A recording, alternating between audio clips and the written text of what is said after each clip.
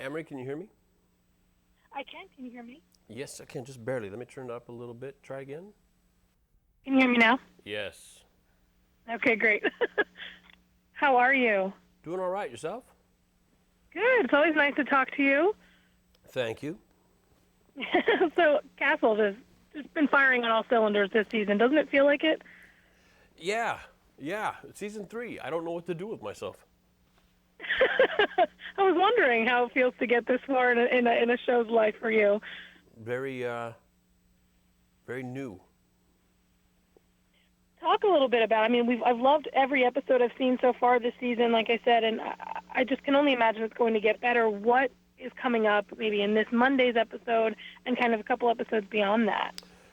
Monday, we delve into a subculture called steampunk, where people embrace the simpleness of the past, and yet with the kind of a hopefulness of a very futuristic design should technology have launched from and gone forward from the steam engine. So we have this kind of yesteryear quality with this kind of super futuristic quality. We're at pistons and gears and hand cranks rather than buttons and digitals and lasers. Does that make any sense? So it does. It does. What How do you think that Castle has changed from when we first met him to where we are now? Good question. Um, Castle is he's now been presented with this woman. He really has no male role models in his life, no authority figures in his life, and now he has Detective Kate Beckett, who is a female authority figure, and it's something I think that really turns his crank. She's attractive, she's brilliant, and she doesn't take any crap.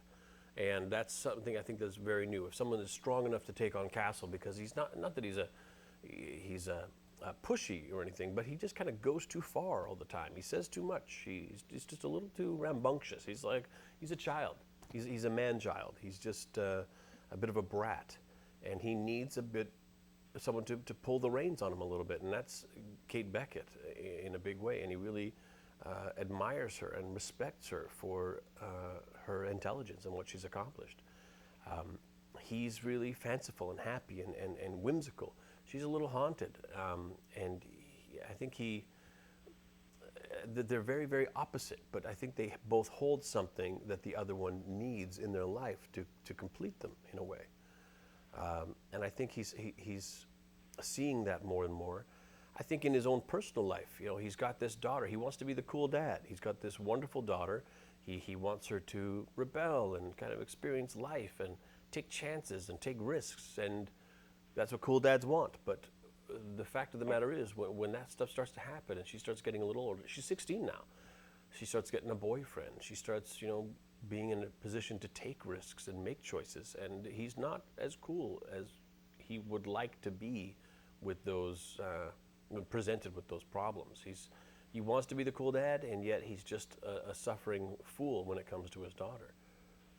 And I think the relationship between Castle and his daughter is just kind of the perfect relationship, and because he, like you said, exactly, he wants his daughter to be this, rebel kind of person, but he doesn't want her at the same time. Exactly. I think that's a very redeeming portion of the show for Castle because, like I said, he's rambunctious. He's a bit of a pain in the butt. But when he goes home and he's with his mother, when he's with his daughter, I think that's where it really lands for Castle, where we see what really matters for Castle. And I think that's why we forgive him for a lot of the shenanigans. I think one last question here, talking about the Castle and Beckett relationship. I think that the show has handled it in a really great way. That they both kind of acknowledge that yes, they want this other person, but there's so much that needs to happen between the two. And what's it like, kind of playing that will they, won't they kind of line? I enjoy it. I mean, when if it's certainly not satisfying if all they do is keep them apart for no other reason than to keep them apart. But the writers have been very clever, and you're very right in that so much has to happen. Both of them have to grow and admit to themselves so much before they could ever be together. And this year we see them. This season we see them not together, and even more so not together. They're otherwise encumbered with other relationships. So, and it's not that simple. It's not as though we can watch it as an audience and say, "Oh, that person is so wrong for them. They should be with the other person." They're actually in relationships that are really quite honest and real with good people who are deserving of love. So it's not an easy judgment to pass to say, "Oh, they're totally wrong." They're actually making great decisions. Excellent. Like I said, I love the show. I'll be watching until they make me stop, and hopefully that never happens. Who will make you stop? Who makes you stop? Hopefully it never ends.